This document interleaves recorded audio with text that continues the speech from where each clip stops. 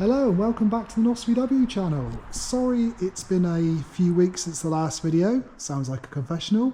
Had a bit of a nightmare at home.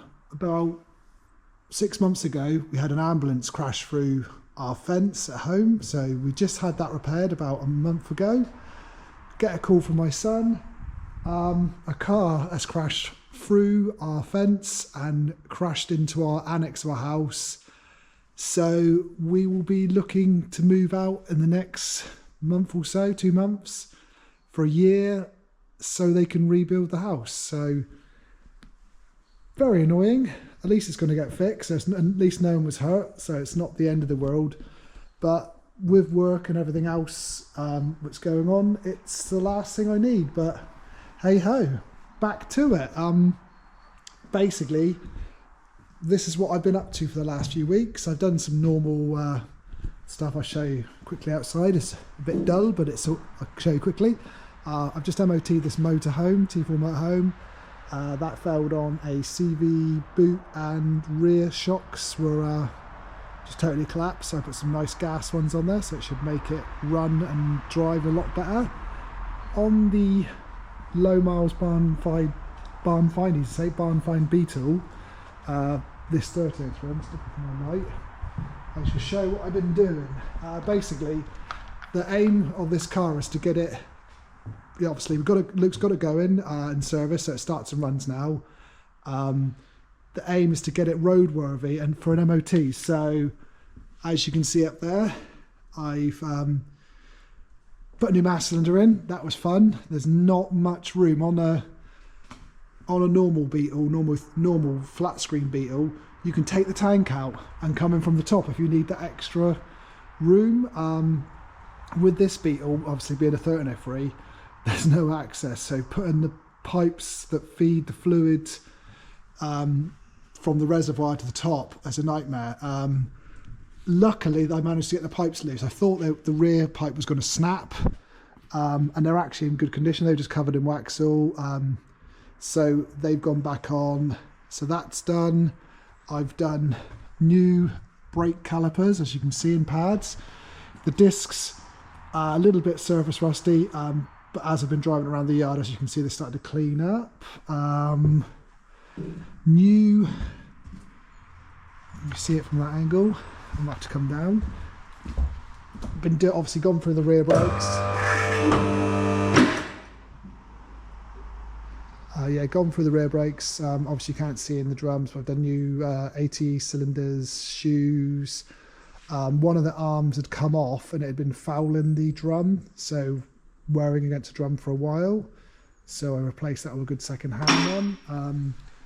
New top metal pipes there, as you can see. They were just really corroded. I think that would have been pulled up with the MOT. The next thing is to check it over. I have found something I'll probably have to do, or it's definitely a fail on. If you watch, you can see, I'll put a date on it. If you watch this joint there, when you see how much movement's in this top joint, tie rod joint, I would say they're original. That's fixed. The new ones are adjustable both ends. Both sides, weirdly, are like that, but both sides the joint is gone. That would definitely fail, and I think there's no washers, might have to fix that, and no horn. So next video, I'll probably be MOTing it, and I will let you know how it's got on. I think, personally, if this is my car, it's so perfect. It needs more than we're doing. Obviously, we're just doing enough to get it road legal. Basically, this is right one to buy.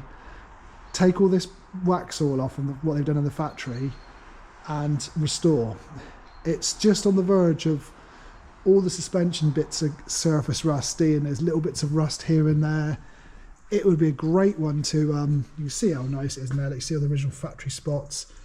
If you cleaned all this sealer off, this thick sealer they put on from the after it left the factory, and clean everything up, new joints, powder cut everything, do the little bits of rust it has got on it, which is very little, you would have probably had the best condition 1303 in the country. You know, there can't be many as clean as this.